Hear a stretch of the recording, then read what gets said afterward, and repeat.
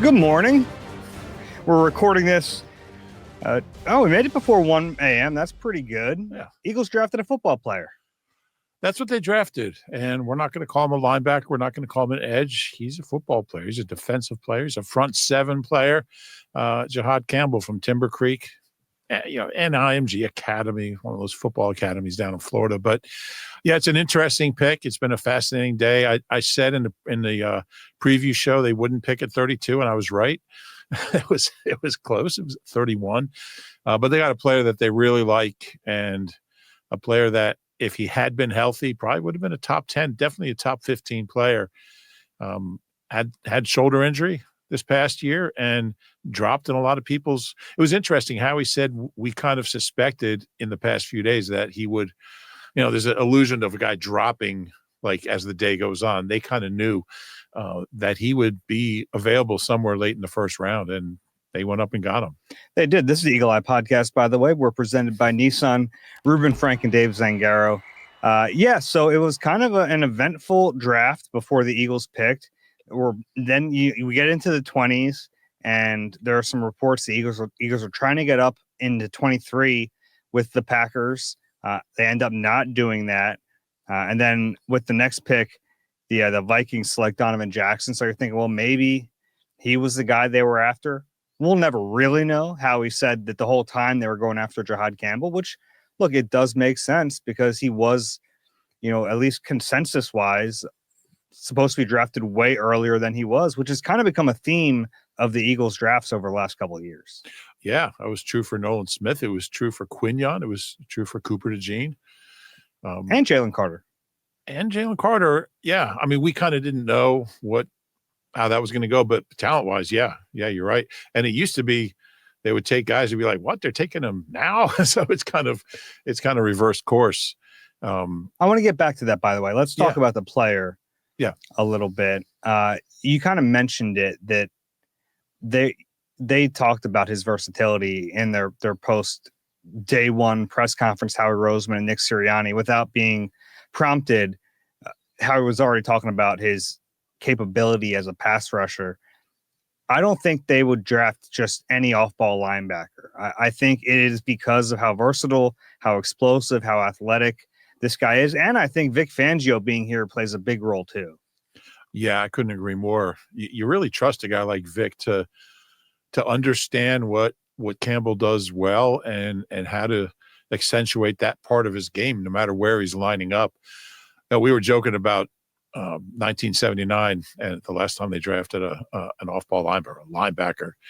We didn't call them off-ball. It was just inside and outside linebackers. Mike, Sam, Will. Those days you had defensive ends. Yeah, they were all 290, 6'5", 290. But yeah, and that was Jerry Robinson. This is like linebacker with an asterisk because a little bit. I think that he'll.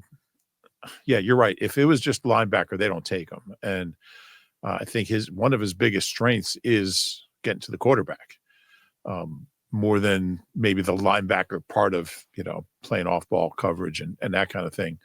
So there's no reason to put him in a box. And I think that's the point Howie's trying to make. We don't need to sit here on April 24th and define him as a player.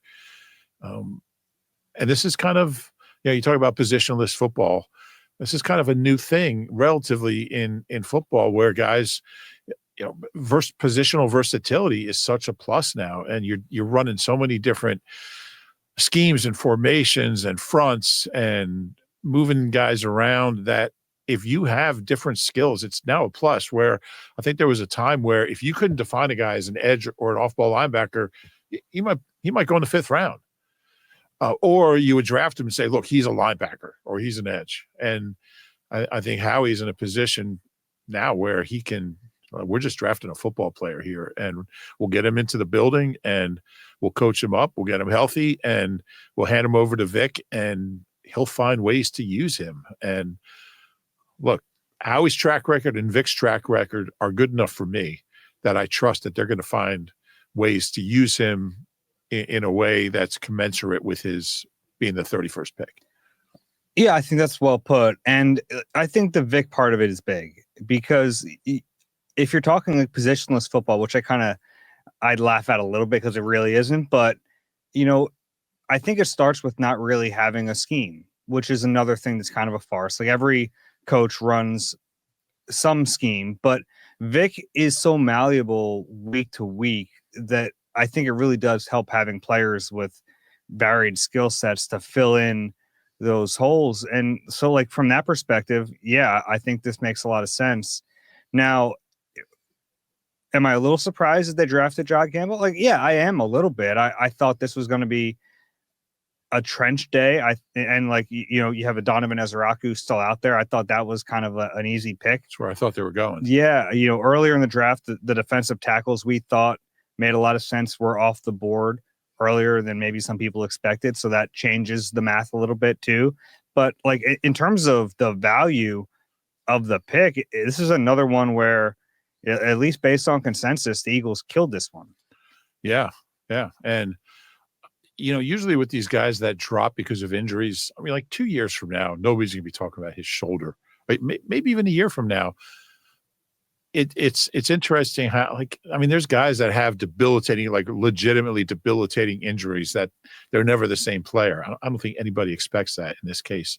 So it's always weird to me that teams will, bypass a player because of an injury that's a temporary thing, a short-term thing. And how we talked about but you don't know. I mean, the Eagles have been on the other side of that. Like the one that sticks in my head the most is DK Metcalf. Yeah. With the back, like they weren't going to draft DK. Yeah. And like that ended up being okay. He's a really good player in the league for a long time. So, sometimes it works and sometimes it doesn't for you. Yeah, that's true. I trust the Eagles doctors. I trust everybody in the organization based on what they've done lately. And yeah, they get a little bit in for the doubt. A little bit. Yeah. So, we'll see. And he was really vague. We talked to Jihaad. He's really vague about the shoulder. He said, I'm just taking it one day at a time. How he wouldn't talk about any kind of timetable or anything, but look, he just turned 21. I mean, he's going to be fine at some point. And he also, and speaking of injuries, he said this has nothing to do with Nakobe. We still love Nakobe. We're confident he'll be healthy. It's just another player. You get another player in the building, get another player on defense. I don't know if he said they're confident Nakobe will be healthy. He said we're confident in that he'll. Yeah, in the player. Yeah, maybe I'm speaking out of turn, but yeah, I mean, he expressed full confidence that Nakobe would be. Yeah, I just want to make it clear that like we don't know. Yeah, he would never specifically comment about an injury, but he spoke bullishly about Nakobe. Yeah. And he made it clear that this has nothing to do with Nakobe. Which, we'll see. We'll see how that plays out. You're not going to play a lot of 3 linebackers. Well, Vic might play some. Yeah, but the nice thing about Bond and Jihaad Campbell is that you can walk them down to the line. Yeah. And we saw them do that with Zach Bond a decent amount this year. You kind of like change up your look at the snap because you have that ability to put him down there. And I think Campbell, it's so funny because during the press conference, Nick Sirianni was asked about a comp for Campbell, and it's like I think he might have given one if Howie hadn't been there to stop him. But like the comp to me is pretty clear. It's like they have him on the team. It's Zach Bond. Yeah. And it's not a perfect comp. I think, Campbell is more highly touted coming out of school. Sure. First round pick, a top 15 talent. But was Bond a 3? Yeah. But you just you see that there are a ton of similarities. They're kind of like big, rangy linebackers who are athletic, who have a knack for rushing the passer, and it takes the right coaching staff to figure out exactly how to use a player like that. And like, guess what? The Eagles have that coaching staff. Now, that's not to say that this is I don't even know if this is the pick I would have made. I'm not saying it's a bad pick. Like I'm saying if, you're sitting there at 32, like Donovan Ezraku probably would have been my pick, but that's not saying this is a good pick. No question about it. It's a surprising pick. A little bit. Yeah, a little bit. I expected it was going to be Ezraku at that point at 32.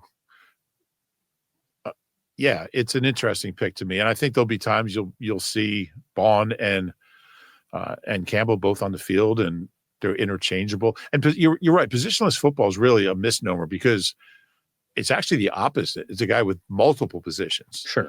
And I trust Vic to find what situations those positions for this kid work, what down and distance, who he's on the field with. It's a fun piece to play with if you're Vic. I found it interesting that he said the Eagles did not have much contact with him during the pre-draft. They only talked to him once. And he said he actually spoke with Jeremiah Washburn, who coaches the overhang players, the defensive ends, the outside linebackers. I don't know if that's necessarily a hint. I think it is. A hint at what? That I think he's got more edge in him than off ball. I see. I don't know about that. I think and even just listening to Howie, and I'll have to go back and go through the interview, but I mean, he just spoke so much about his ability to disrupt the passing game, to get to the quarterback. He talked about that matchup and just how tough it is to sack the quarterback these days. And these guys are big and strong and they move, and you really need to be able to get to the quarterback. And they certainly lost a couple guys that are good at that. I could be overreacting or misreading it, but it just seemed. But he talked about his ability to cover and and that kind of thing. So I think he's got both in him. I think they might see him more as an edge, but he's not a prototypical. I mean, with his size, he's not a full-time edge either. So, yeah. I don't want to read too much into that. Sometimes it's like they only have time to meet with one coach, and maybe they feel better, like they know more about him as an off-ball because they have it on tape from this last year. Mm-hmm. So there could be like multiple factors that go into that. Yeah. It is interesting because you have Jihaad Campbell, who's like the opposite of Jalen Walker. Like Campbell kind of starts as an edge rusher, moves off ball, and obviously Walker kind of the reverse of that. It's just kind of funny that those two end up being first round picks, and they kind of took two different paths. Yeah, I don't know. It is. But both explosive players though, and you look at the athletic makeup of a Campbell. And you get it. Like he's super athletic. The test scores through the roof. Ran a 4.52 at 235 pounds. I mean, broad of 10.7, didn't do the vert. But I mean, he's really athletic. Wingspan of 80 inches. Like he's got everything you want. Off the edge or in an off ball. And that's really exciting. Super productive this year. 5 sacks, 11.5 tackles, 117. 11.5 tackles for loss, yeah. 117 tackles, 2 forced fumbles, 3 pass breakups, and an interception. Like fills up the stat sheet at a high level program, doing multiple things. There's just a lot to like about him. Yeah, I mean, Howie's really focusing on big time programs lately, and a South Jersey kid, first South Jersey player the Eagles have drafted since Sean Bradley, I guess. Yeah, I guess so. 21st first round pick from South Jersey. That's all the South Jersey stats I'll give. Okay. 6'3", 235. So Howie did actually brought it up on his own that his frame has room to get bigger. Mm-hmm.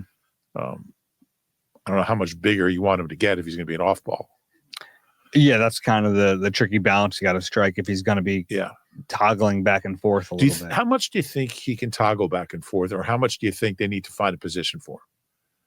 I mean, is his strength just being able to do both, line up in different places? And I think his strength is keeping his body kind of close to where it is, because that's where the versatility lies. Like you can rush the passer being slight. You can't really play off ball in the modern NFL if you get a beefier edge rusher body. If you're 245. Yeah. So Howie brought it up.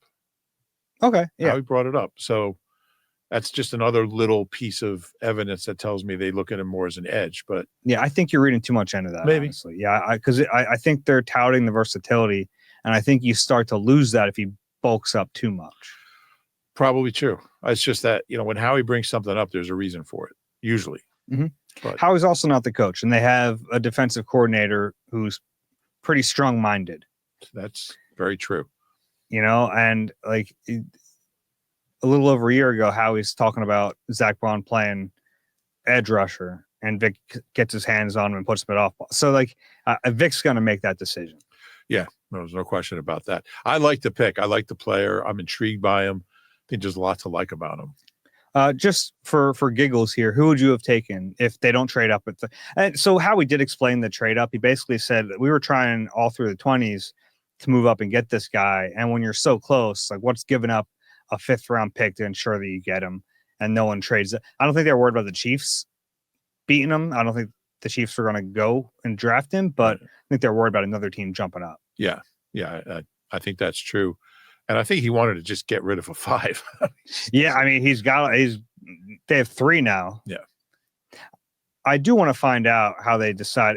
They traded away pick 164, which they entered today with pick 161, 164, 165, and 168. Like, how do you, Howie Roseman and Brett Veach, the Chiefs GM, decide on pick 164? Yeah, it's a great question. And how long did they negotiate that as opposed to 168? Like Veach is like, I want 161. Howie's like, how about 168? It's just compromise. Okay. Yeah. And obviously, if maybe they flipped a coin between 164 and 165. If you don't know, Brett Veach started out under Howie as a scout. He played football at Delaware with Matt Nagy. I believe it was Matt Nagy's top receiver. And when Andy went to KC in 2013, he took Brett Veach with him. He didn't become GM for a couple of years after that. I think he was assistant. But you're talking about probably two of the best GMs in football right there. Maybe the 2 best. Yeah, possible. So when they get on the phone with each other, I mean, they worked together for a decade. They're going to get that. They're not going to have an impasse over which 5th round pick to ship. Pretty cool that Jihaad Campbell was in Green Bay. Yeah. Not a ton of players went this year. And he had to be like, there's probably a moment in the night where he's like, maybe I shouldn't have come to Green Bay. Yeah. But I mean, I don't think it could have worked out any better for him. Yeah. And we got a chance to talk to him. Very, very upbeat, very positive. Just seemed really happy. How do you not be happy? Look, he wanted to go earlier, but you're coming to a place where the defensive coordinator is a freaking genius. The team's been to 3 Super Bowls in 8 years. You're joining the number 1 defense in the league last year. They lost some pieces from that, but what's a better place to be? Now, obviously, if you go 16, you're making more money. Mm-hmm. But if you're a young player, you want to be here. Yeah, I agree. Where do you have? There's not many places you have a better chance to win. And man, I was really impressed with his Eagles knowledge. He was. Man, I knew you were hurting though when he mentioned like my family's been watching the Eagles. Like my grandfather watching Randall Cunningham all the way back in those days. Yeah. Rube sitting next to me. I felt you go. Oh. No, not at all. Okay, not at all. I love seeing Randall's daughter's jumping at the Penn Relays this weekend. Oh, cool. Vashti high jumping Saturday. Maybe I'll just go over there and start. Please. Thank you. He mentioned Shady first. Deshaun, Vic, Macklin. Macklin got a shout out. I love that. Big Macklin fan. Who else did he mention? But yeah, he talked about his favorite Eagles. Sproles, mentioned Sproles. He did mention Sproles. Yeah, which I like that. So it's kind of cool for him. Grew up an Eagles fan. Now here he is. It's very cool. He just tweeted out "Fly Eagles fly, baby" eagle emoji. Like it is cool. And you've been doing this longer than me. I've been doing it long enough that I'm a little cynical about a lot of things in this business. The draft is not one of them. Like watching a 21-year-old get drafted is the coolest thing in the world. Yeah, it's so cool. It will never not be cool. I agree, and I always love the next day when we get to meet the pick. Mm-hmm. I assume he'll be. We don't know for sure, but I assume he'll be here in the building tomorrow, and we'll have a chance to see him in person. There'll be some photo ops, and we'll ask him a few questions. I love that moment. I just love meeting the guy for the first time, and Somebody always asks like, what's the last 24 hours? It'll be more like, what's the last 12 hours been like? I know. But yeah, you see these guys, these big, giant, college football stars just get emotional, and it's all just sinking in what they've just achieved a life's dream. They were just a first round pick, and they're just kind of starting that next phase of their life. It's always really cool seeing those guys in the building. He said the 215 flashed on his phone, and he answers it. It's Howie Roseman. Howie gave him a little quiz apparently and said, "Do you know who this is?" And he didn't want to say who he thought it was. Yeah. And then Howie tells him, and he's getting drafted. It's kind of fun.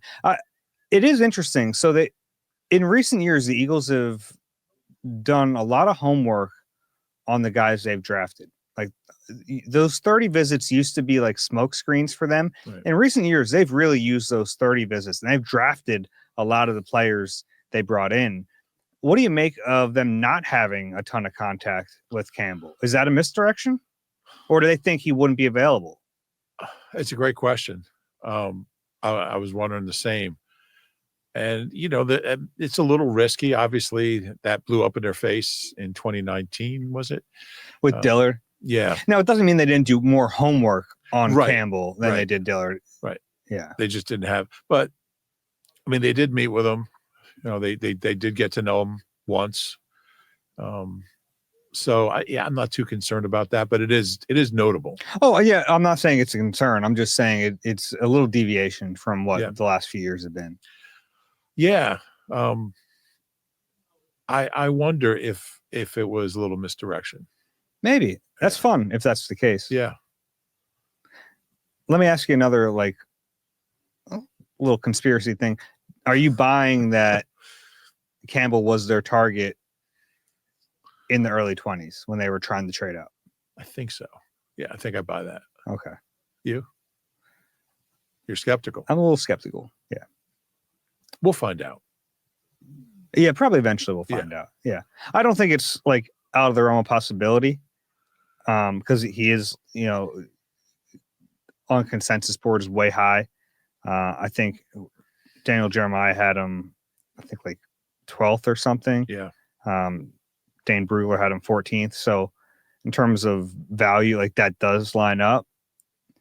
You know what? The biggest sign that, if that's true, the biggest sign that they really do value him as a pass rusher beyond what they said is that they're willing to trade up for him. They don't trade up for a traditional off-ball player. Yeah, there was only one spot. But I'm saying if we're buying what they're selling, that they were trying to trade up into the early to mid 20s to 23. That's a more significant jump. Yeah. And then the price for that trade became crazy. Yeah. The Falcons getting back in there for that give up a future first is nuts. Yeah. If they looked at him as purely a linebacker, that's not something they would consider. Yeah. Yeah.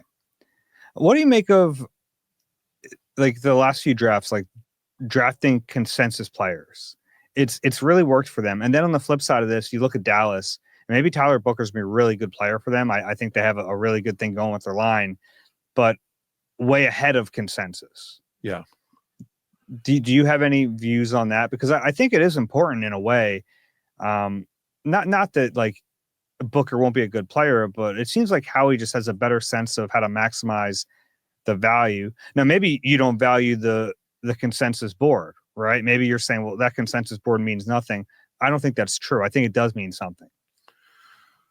Yeah. That's a lot. I think sorry. It was a lot.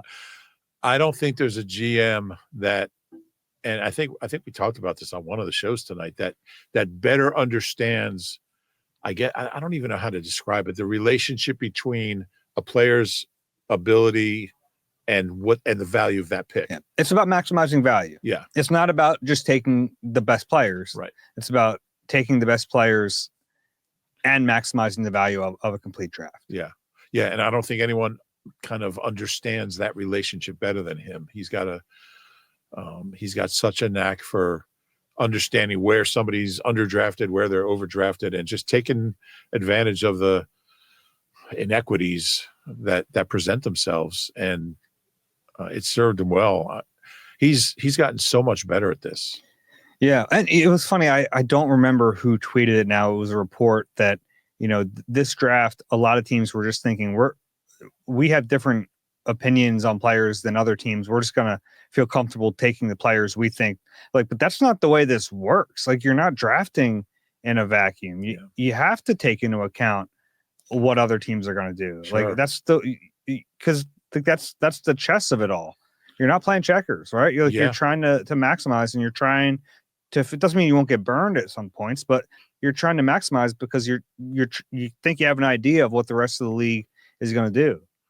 Right, and I think Howie, look, he's been doing this long enough. He's got great relationships with GMs, and I think he knows to a great extent how the board's going to fall. And he even said that over the last few days, they started to believe that Jihaad Campbell was going to drop down toward the bottom of the first round, as he did. If you like a player, they're like, we love this guy, so we're just going to take him at 26, for example. But if that player might be available at 40, well, what are you doing? Mm-hmm. Yeah, so that's just not smart roster building right there. Yeah, and maybe GMs are afraid they're going to lose a guy, but if you look, you're sitting there at 26 and you're like, we really like this player, but at 40 there might be an equivalent or very close to that. Yeah, so Howie over the last 5 drafts has really seemed to maximize his understanding of those values. Anything else you want to get to on Jihaad Campbell? I do have one more question for you. Yeah. Maybe he's not out there at OTAs, but the first time he actually is able to practice and we see individual drills, who's he with? Edge. Okay. Yeah. I think it'll be linebacker first. I knew you were going to say that. Yeah. But we'll see. It'll be fun to watch. I don't know where the shoulder timeline is. He really didn't want to get into that. So I don't know if it'll be OTAs. I don't know if it'll be training camp. I don't know if it'll be sometime during the season. He was really vague about it. He was even vague about how he suffered the injury. He just said during the season, playing football, trying to make tackles. So, that'll be fun to watch though, whenever we finally see that. Yeah. I mean, we've talked a lot about, we'll know what meeting room he's in. Hopefully we'll get that out of him. Yeah, that's true. I mean, that day we saw Zach Ball line up with the off balls and like, what's going on here? Yeah, first day of OTAs. Never left. Next thing you know, he's an all-pro, Super Bowl champ. Huge contract. You think Jerry Robinson's happy tonight? Yeah, you got to put an asterisk there, and we'll see. Like, for now, he's not the last. Oh, man. So if they just make Jihaad Campbell an edge rusher and they never play him off ball, then Jerry Robinson's still back on top. Hey. Yeah. Yeah, there's a little drama there. That's fun. All right. Let's take a break. I want to go through some of the other notable things that happened in the first round, and then we'll look ahead to day 2 and day 3 because there's a lot more draft yet to come.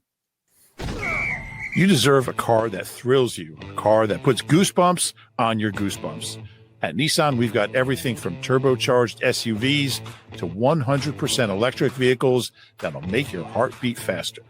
Experience the thrill for yourself and shop your local Nissan store and nissanusa.com today. All right, we're back on the Eagle Eye Podcast presented by Nissan. Reuben Frank and Dave Zangaro. Talked a lot about Jihaad Campbell. We'll have plenty of time to talk about Jihaad Campbell in the coming weeks and months and probably years. But let's go through the rest of the first round because there's a lot of waiting for the Eagles to make their pick. It starts off, no surprise. Cam Ward goes number 1. Then the draft got blown up. Then you have the Jags with a kind of a crazy offer. They move up from 5 to 2 to take Travis Hunter. Yeah, Doug Peterson saying, "Oh, now you go and get a player." Yeah, curious what he's going to look like as a pro. I don't think he can do both. Not full time. Maybe a little bit. He's probably a receiver. Probably mainly a receiver, but we'll see. I actually think corner. Could be. Yeah. But yeah. But it is amazing. Like, legitimately could be either. Yeah. It's not like, if people haven't watched him play and they're thinking like, well, is it like, he can kind of do one? No, it's actually a really legitimate question. It's a hard one to answer. Yeah. Yeah. I mean, if he wasn't a corner, he'd be the best wide receiver in the draft. And if he wasn't a wide receiver, he'd be the best corner in the draft. Yeah. He's best at 2 positions in the draft, which is nuts. Mm-hmm. So that was the big trade. Abdul Carter goes to the Giants. So no more Eagles jerseys for him. All Giants all the time. Local kid. What do you think? Do you think they keep Kayvon Thibodeau? Good question. I don't know. I don't either. They're picking up his 5th-year option. Joe Shane said that in his press conference tonight. So right now they have Abdul Carter, Brian Burns, and Kayvon Thibodeau. That's not bad. I like Thibodeau. I still think he's a good player. Yeah, and look, if you're the Giants, you're chasing the Eagles, and what's the Eagles' strength? It's their O-line. So you sell out to try to neutralize that as much as you can and get some pass pressure. Yeah. Will Campbell to the Patriots, kind of a chalk pick there. Mason Graham, that was a player that the Browns moved down and got. They felt comfortable with that. Plus, they have enough ammo now at some point. If they want to get a quarterback, they probably still can, whether it's Jalen Milroe still out there and Shedeur Sanders is still out there. Defensive lineman from Michigan named Graham. That's all. Okay. Ashton Genty to the Raiders. Probably should have seen that coming. I think a lot of us did. Yeah. Armand Membu to the Jets. Then we finally have our first receiver. McMillan goes to the Panthers. I was a little surprised by that. I thought that was going to be a defensive player. Yeah, it probably should have been. I don't know. We'll see how that goes. I mean, they need everything. Yeah. Kelvin Banks to the Saints. So he goes a little higher than maybe some people thought. Then the big surprise, or one of the big surprises, Colston Loveland goes before Tyler Warren. Well, let me go back a pick. Were you surprised that all the Saints didn't go QB? I mean, it probably would have been a reach. Yeah, that's why. Yeah. I wasn't surprised. Okay. Yeah. But yeah, it was a little surprised that Loveland was the first tight end, certainly over Tyler Warren. I was not surprised that Michael Williams was the second edge off the board. He's pretty good. He's really good. Yeah. And he played with an injury last year. And Jalen Walker, as dynamic as he is, like, he's not going to be for everyone because he's kind of like a tweener build. So I get Michael Williams and the 49ers. That's a great landing spot for him. Couple Georgia defensive players that got away from Howie. Yeah, a few of them in this first round. Tyler Booker at 12 to the Cowboys. A reach based on consensus board, which it doesn't tell you everything, but did they need to pick him at 12? I don't think so. Yeah.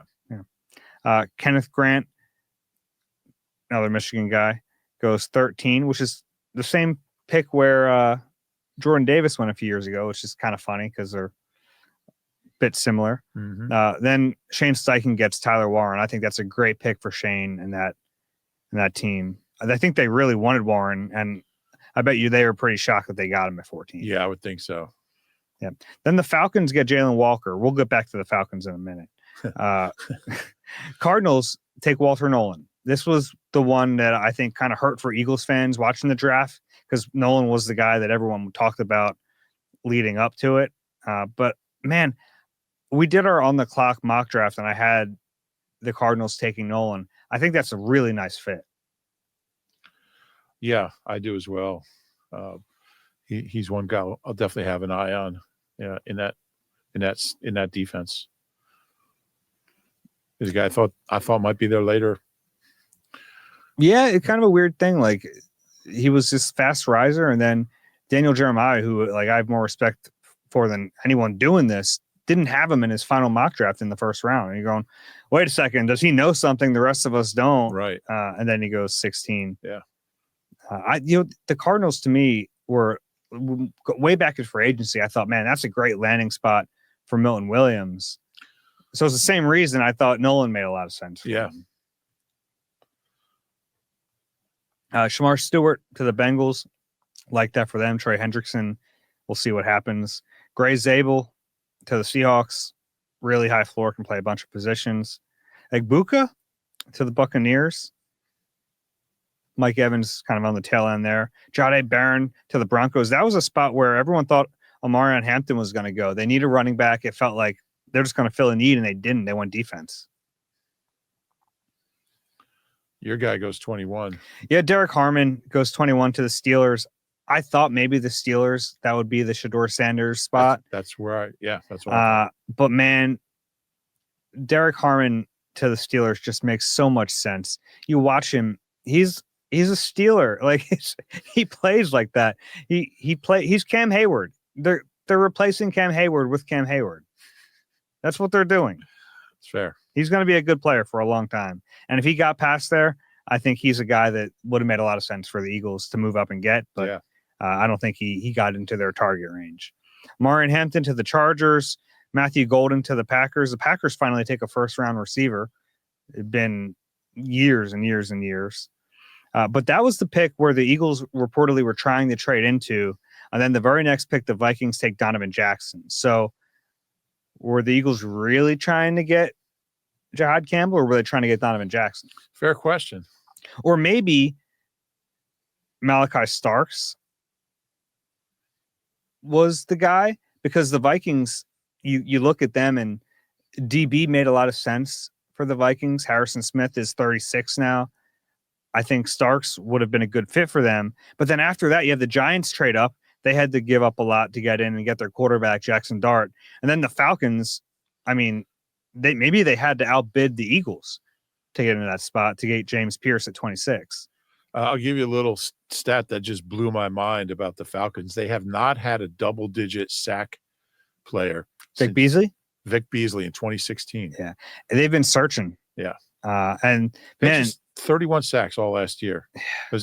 I mean, they haven't had 50 sacks as a team since 1997. I mean, it's just so they just took a couple of them. Yeah. Jalen Walker and James Pierce, like the two fastest. Yeah. Like, remember the old fastball term that Eagles used to use? Like, these guys are fastballs. Oh, throwing fastball. Andy used to say that, right? Andy used to say that. I think that was a Jim Washburn thing. Fastballs. Yeah, I mean, James Pierce and Jalen Walker, those are two fastballs. And then the Ravens, of course, get Malachi Starks. Who there was a point where I thought he was going to be here. Yeah. So that's why the way this unfolded, like, could it have been for Jihaad Campbell? Sure. We can take him at their word. But I think that there's a chance it wasn't. Yeah, there's no doubt there's a chance it wasn't. Tyleik Williams goes 28. Drafted higher than people expected, but I like him next to Alan McNeil on the interior of that line. Commanders go Josh Connerly. I know he was a guy that you were high on. Yeah, there was a point where I thought he was the Eagles pick. My first two mocks, the first round mock and the all Eagles mock, I had Connerly here. In my third one, I had him going 31 to the Chiefs. Okay. He goes 29 to Washington. That's a good pick for Washington. Yeah, I mean, so the Chiefs ended up taking Josh Simmons, who I kind of like more. Yeah. But hey, to each their own. Maxwell Harrison goes to the Bills at 30, and the Eagles bumped up their spot, obviously, to take Jihaad Campbell. It was a fun first round. You mentioned Jackson Dart. I know you're not a big fan. Yeah. Giants I guess they've had good luck with Ole Miss quarterbacks, but I mean, we even talked about Cam Ward. Like, is there anything special about him? I think he's got a chance to be good, but he was almost like the number one pick by default. Jackson Dart, what's your impression of him? I think he could be good. I think with quarterbacks, so much of it comes down to situation. And that's one thing you can't really, like, is he going to be protected there? Yeah. I don't know. They have some pieces. Neighbors. Yeah. Yeah. It's interesting because the Eagles are going to see him twice a year. Of the last 21 quarterbacks drafted in the second half of the first round, only 3 ever made a Pro Bowl. 3 of 21. And that's, see if I can remember, Aaron Rodgers, Teddy Bridgewater, He was, what, 32nd overall? Yeah. And so he made one. And I don't remember the other one. What was the Oh, it might have been Joe Flacco. Back half of the second half of the 3 of the last 21 quarterbacks. Oh, well, Lamar Jackson. Lamar Jackson. Exactly. He was 32. Yeah. Yeah. So I never like drafting quarterbacks in later. Usually, if you don't get the guy in the first 8 picks, chances are he's not going to be first 10 picks. But second half of the first round, you look at some of the names. I mean, it is a dead zone for quarterbacks. Yeah, and they get overdrafted all the time. I believe Brian Daboll said that Russ is their starter, which I guess that's a good position for Dart to come in and learn behind him. I'm not a huge Jackson Dart guy. I actually like Shedeur Sanders. I do too. You know, I didn't like that coverage tonight became all about Shedeur Sanders. I get that like there's some drama when a player is like waiting around, but I'm curious to see where he ends up on day 2. That's I think that's everyone's biggest question. He's tough. He's accurate. I just wonder how much, like if you draft him, you're drafting his dad too. Yeah. I mean, I guess but I don't know if that's necessarily a bad thing. He was successful in college. I think there are some questions about the player on the field for sure. But none of these quarterbacks can't miss. I wouldn't be surprised if Shedeur ends up being the best of the bunch. It wouldn't shock me. Would not be surprised. Yeah, it definitely wouldn't shock me. It's kind of a uninspiring group. Yeah. Yeah. Anything else on the Eagles in day 1? No. You want to talk about day 2 a little bit? Yeah. So they go into day 2 with 64 overall, so the last pick in the second round, and then 96 in the third round. Not the last pick there. You have the comp picks. Do they, first, before we get into some players, do they stay at 64 and 96? I think he's going to move up in the second round. I do too. Yeah.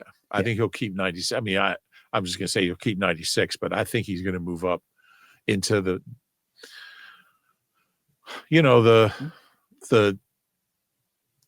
mid to high 40s to low 50s. Yeah, I think that's very possible because I think there will be kind of a drop off in talent after that.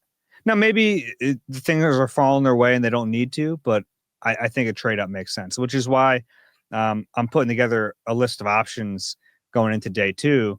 And some of them, people are going to be like, they're not going to be there 64. I know. Yeah. Yeah. So want to go through some of them. Yeah. Nick Eamon-Warry is still out there. Yeah.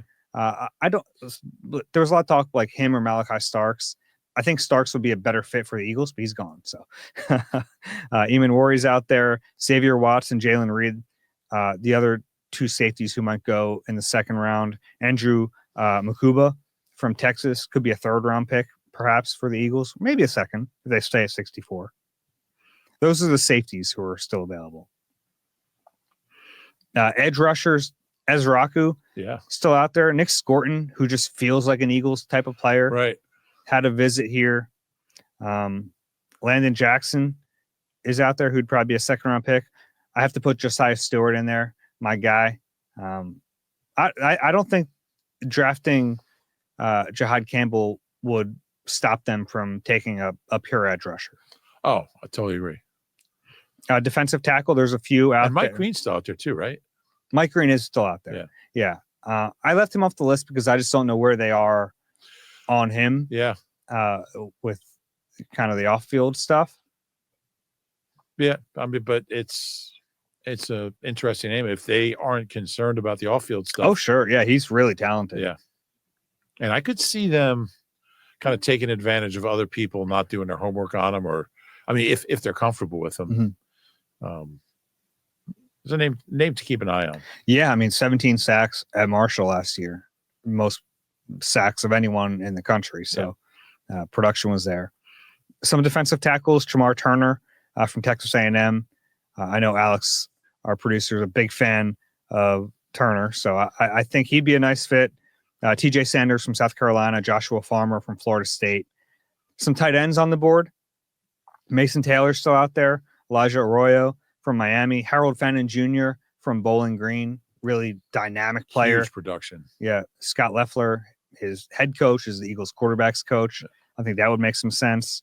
Plenty of offensive linemen. Tate Ratledge from Georgia, Anthony Belton, big guy from NC State, Arianta Ursary, offensive tackle from Minnesota, another big guy, second round pick. Miles Frazier, local kid, played at Woodrow Wilson. I think it's not Woodrow Wilson anymore. Oh, Camden Wilson. No, it's like completely different name. Change the name. Sorry. Guard from LSU. Charles Grant, offensive tackle from William & Mary, a little bit older prospect, but big, huge offensive tackle who would make a lot of sense. Marcus Mbow. East Side. It's now East Side. Camden East Side. Mbow. Marcus Mbow from Purdue. Am I saying that right? Marcus Purdue, Mbow? yeah, Purdue. They had him in for a visit, so that makes some sense. Will Johnson is out there. Yeah. Clearly, injury concern has dropped him. And sometimes it's worse when there's like a late injury concern where teams don't have enough time to do the homework. And it seems like that's what's happening with him, which is a shame for him. But some team could get a steal in the second round. Yeah. Yeah, no doubt.